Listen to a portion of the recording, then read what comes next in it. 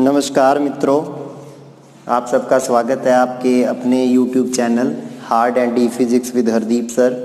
आज देखिए हमारा जो आपकी 12वीं क्लास जो RBSE बोर्ड है उसका अभी चैप्टर नंबर चल रहा था आपका 15वां, और उस चैप्टर के अंदर हम नाभिक के बारे में पढ़ रहे हैं और नाभिकीय विखंडन तक हम पहुंच गए थे। नाभिकीय विखंडन के बाद हम श्रृंखला अभिक्रिया की भी स्टडी कर चुके हैं, सब कुछ पढ़ चुके हैं। श्रृंखला अभिक्रिया दो प्रकार की होती है, एक होती है नियंत्रित श्रृंखला अभिक्रिया और एक होती है अनियंत्रित श्रृंखला अभिक्रिया। दो प्रकार की श्रृंखला अभिक्रिया होती है जिसके बारे में हम स्टडी कर चुके हैं। आज जो हमारा स्टडी का टॉपिक रहने वाला है, आज हम पढ़ने वाले हैं जो अनियंत्रित श्रृंखला अभिक्रिया होती है। अनियंत्रित श्रृंखला अभिक्रिया, उस अनियंत्रित श्रृंखला अभिक्रिया का एक उदाहरण पढ़ने वाले हैं, एक एग्जाम्पल पढ़ने वाले हैं। और अनियंत्रित श्रृंखला अभिक्रिया के लिए न्यूट्रॉन गुणन गुणांक k का मान कितना होता है? k का मान कितना होता है? ग्रेटर देन 1 होता है, ये आपको पता है। k का मान क्या होता है दोस्तों? ग्रेटर देन 1 होता है।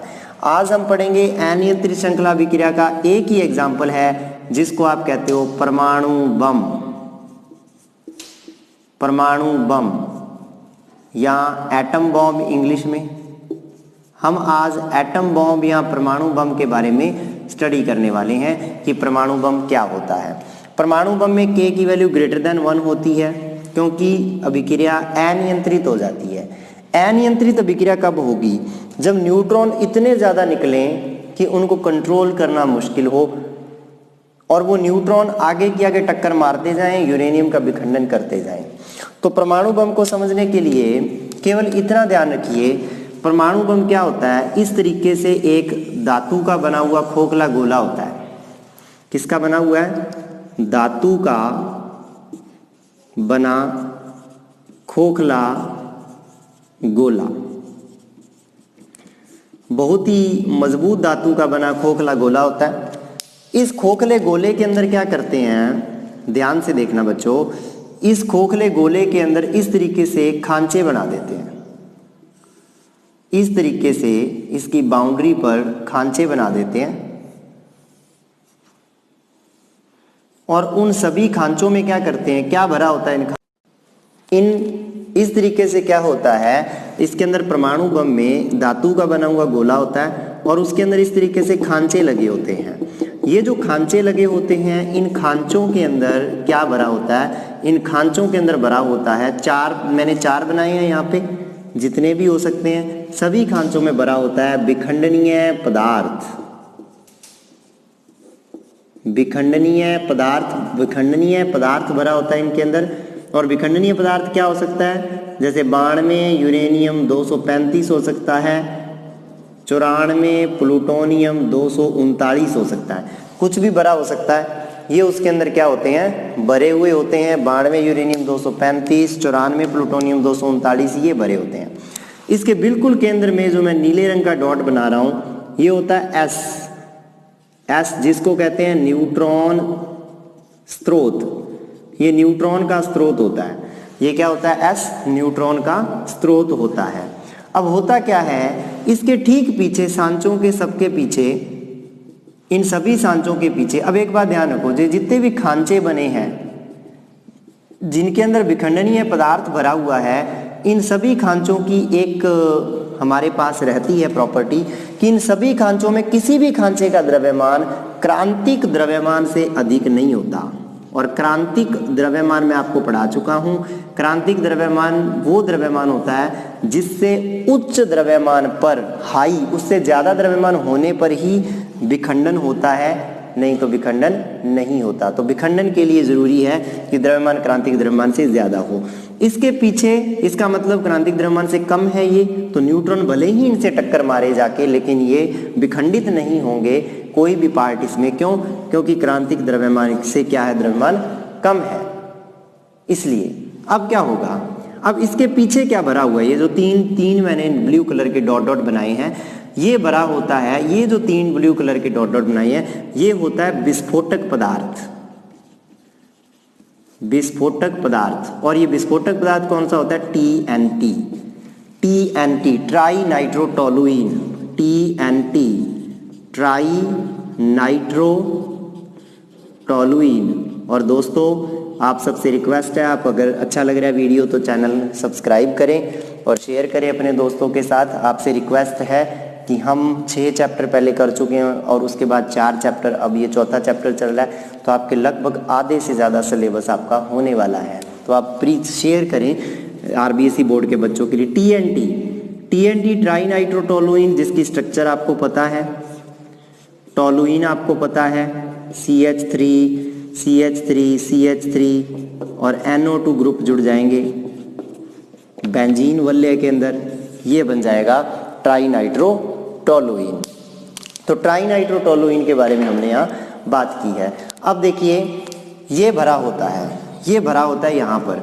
अब होता क्या है, जब ये TNT का विस्फोट होता है, जैसे ही TNT का विस्फोट होता है वैसे ही ये जो टुकड़े हैं, ट्रिगर दबाते हैं, TNT का विस्फोट करते हैं, ये टुकड़े मूव करते हैं न्यूट्रॉन स्रोत की ओर, जिस तरफ ग्रीन कलर से जो मैंने शो किया है, न्यूट्रॉन स्रोत की ओर ये गति करते हैं। जब ये न्यूट्रॉन स्रोत की ओर गति करते हैं तो न्यूट्रॉन स्रोत पर पहुंचकर इनको मिल जाता है न्यूट्रॉन के साथ टक्कर करते हैं। पहली बात, इनका द्रव्यमान क्रांतिक द्रव्यमान से कम था, इसका भी, लेकिन ये चारों जब मिल जाते हैं तो द्रव्यमान क्रांतिक द्रव्यमान से अधिक हो जाता है।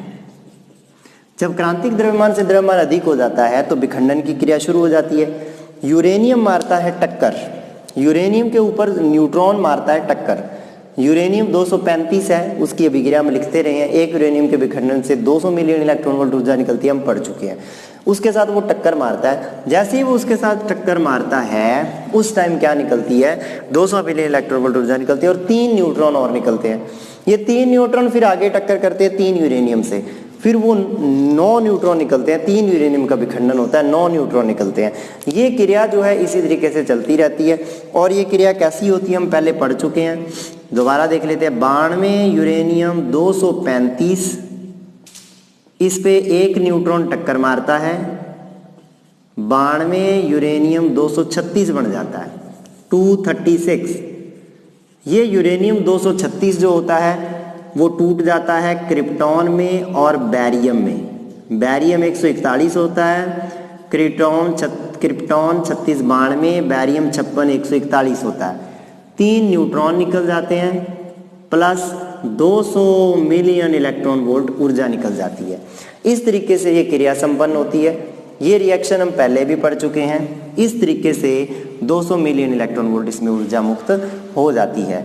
ये रिएक्शन होती है इसमें। और एक क्वेश्चन जो मैं बहुत बार करवा चुका हूँ कि 92 यूरेनियम जो होता है उसके क्या होते हैं, 3 समस्थानिक होते हैं। 92 यूरेनियम 234, 92 यूरेनियम 235 और 92 यूरेनियम 238।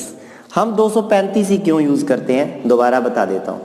92 यूरेनियम 234 बहुत ही कम मात्रा में पाया जाता है हमारी अर्थ पे, इसलिए वो हमारे काम का नहीं है, क्योंकि जो है ही नहीं पृथ्वी पे।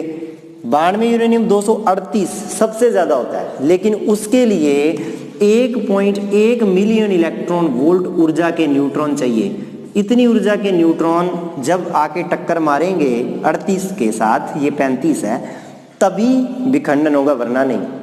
तो इतने अधिक ऊर्जा के न्यूट्रॉन बनाने संभव नहीं है, ठीक है ना।